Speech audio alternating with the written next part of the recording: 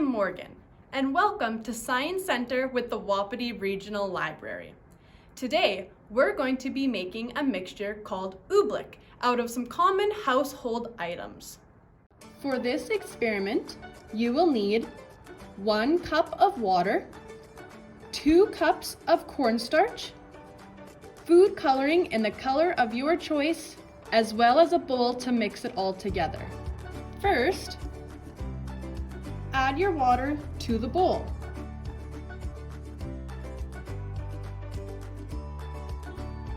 Next, begin to add your cornstarch and stir it together.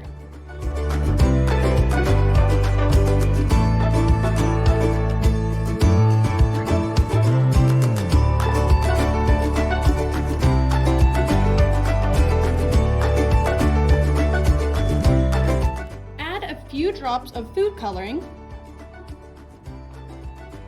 and mix it all together.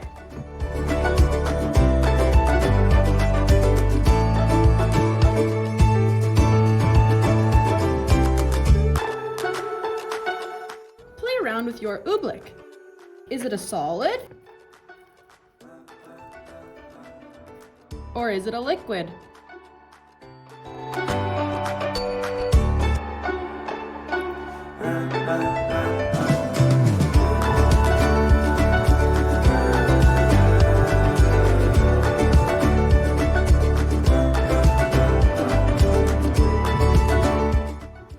As you can see, the oobleck acted like both a solid and a liquid.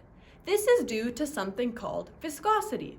Think of viscosity as how fast or slow a liquid moves.